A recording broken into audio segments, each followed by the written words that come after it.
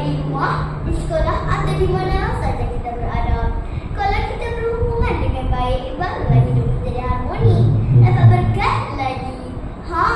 Sekarang teknologi dah berubah. Kita lebih banyak berhubung di media sosial kan? Ingat, di sini pun kita tidak terlepas daripada menjaga adab pergaulan yang ditetapkan dalam Islam. Saya nak bertanya, adakah kawan-kawan suka melayari dan menonton video di aplikasi TikTok? Saya pun suka. Timbul cinta lamdada pada pandangan pertama, dari itu aku terlena. Seronok pula saya. Sampai terlupa dia pada kawan-kawan.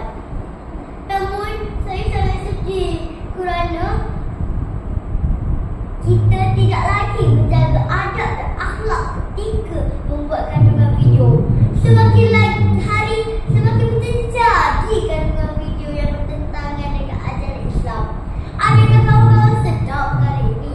Allah Subhanahu Wa Taala telah berfirman dalam surah Al-Hujurat ayat 11. Ya ayyuhalladzina amanu la yaskhar qaumin min qaumin 'asa an yakunu khairan minhum.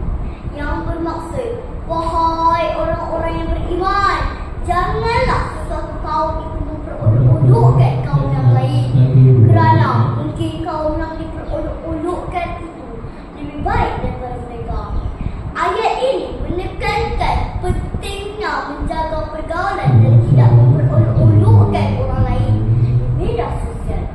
Kita sering melihat perbuatan mencela, mengejek dan memperlekehkan orang lain.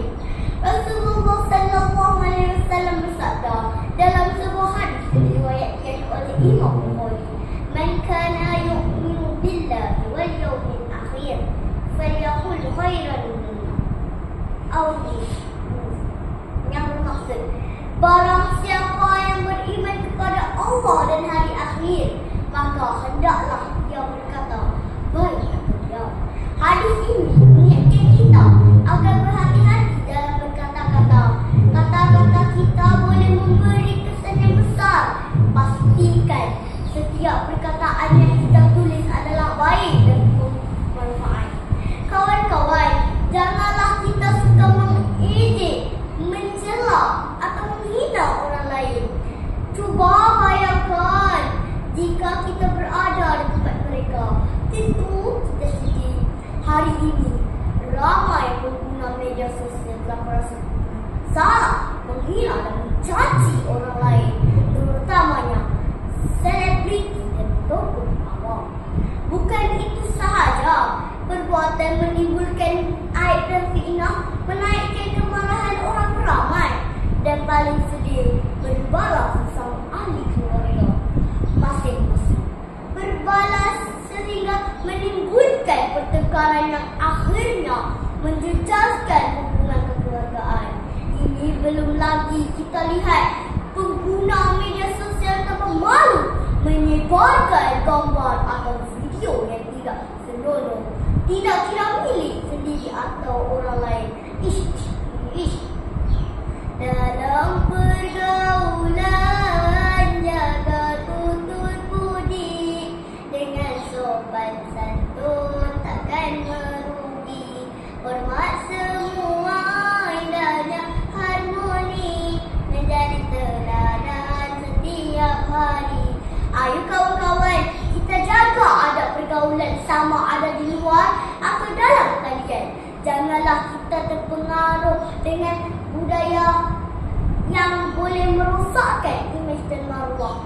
Marilah kita menjadi contoh teladan nyata yang hak baik kepada orang lain dengan menunjukkan akhlak yang mulia setiap platform yang kita gunakan. Semoga dengan usaha kecil kita ini dapat membentuk masyarakat yang harmoni dan diberkati oleh Allah Subhanahu Wa Taala. Sekian sahaja dari saya. Semoga apa yang disampaikan